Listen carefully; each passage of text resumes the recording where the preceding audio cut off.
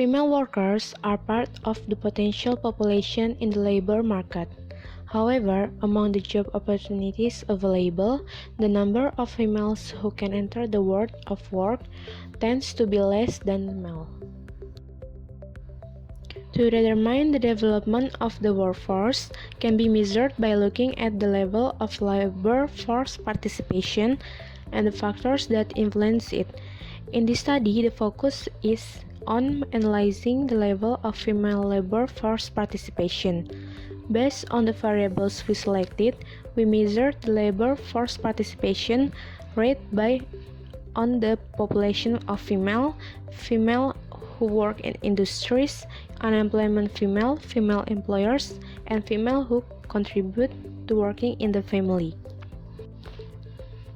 In this case, we will discuss what the relationship between women's labor force participation and how it affects the economic growth.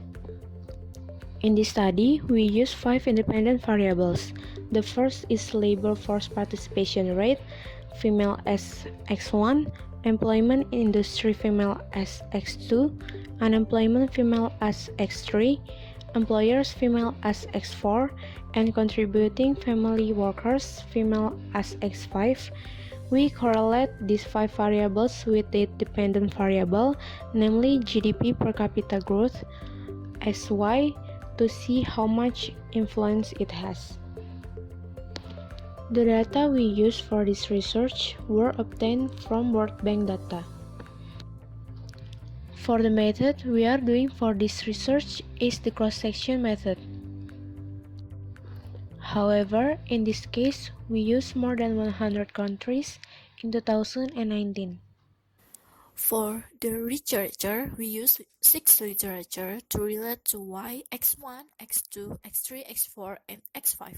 We match variable Y with literature 1, variable X1 with literature 2, variable X2 with literature 3, variable X3 with literature 4, variable X4 with literature 5, and variable X5 with literature 6.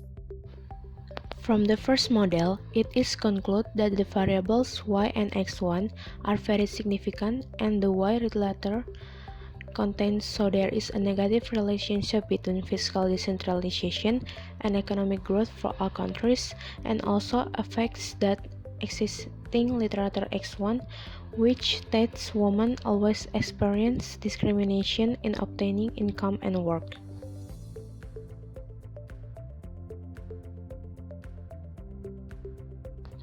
From the second model, it is concluded that the variables Y, X1, and X2 are very significant into the Y literature and also influence that existing literature X1 and literature X2, which contains.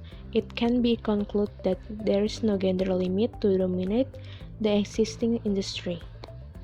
From the third model, it is concluded that the variables Y, X1, and X3 are very significant to the Y literature and also affects the literature X1, which already exists, and literature X3, which contains conclude that women participation has a significant effect on employment, where the relationship of the independent variable to the dependent variable shows that the female workforce has a negative significant relationship.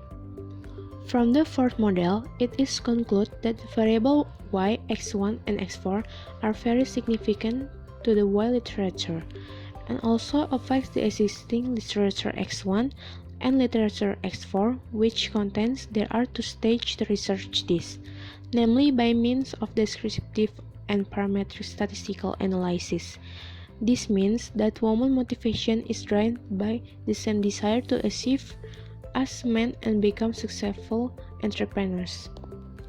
From the fifth model, it is concluded that the variable Y, X1, X5 are very significant to the Y literature contains and also affects the existing literature X1, literature X5, which contains the subordinate position can explain that women have universal characteristics.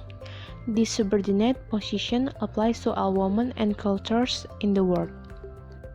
From the sixth model, it is concluded that the variables Y, X1, X2, and X3 are not significant, and the Y literature content, so there is a negative relationship between fiscal decentralization and economic growth for all countries, and doesn't affect literature X1 and literature X2 and literature X3.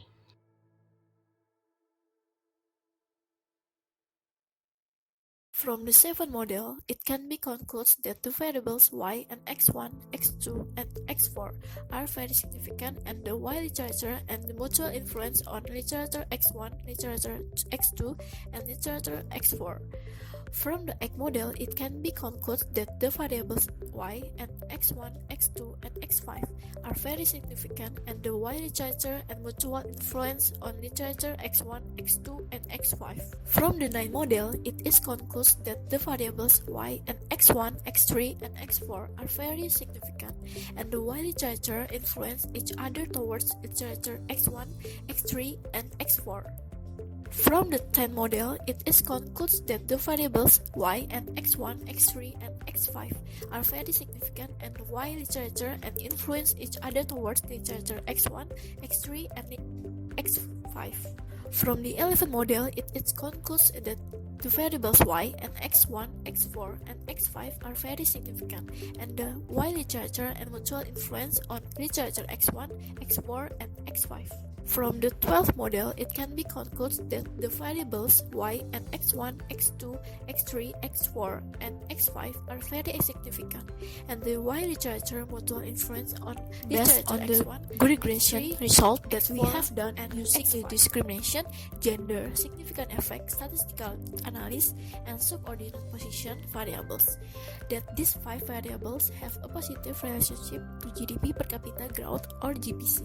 The relationship between discrimination, gender, and significant effect with GPC is positive even though there is a decrease in regression equation x1, x2, and x3. We suggest reducing the discrimination, gender, and unemployment rates for women, and the government should pay more attention to the 5 variables that we have analyzed because they can improve the welfare of women in the labor market.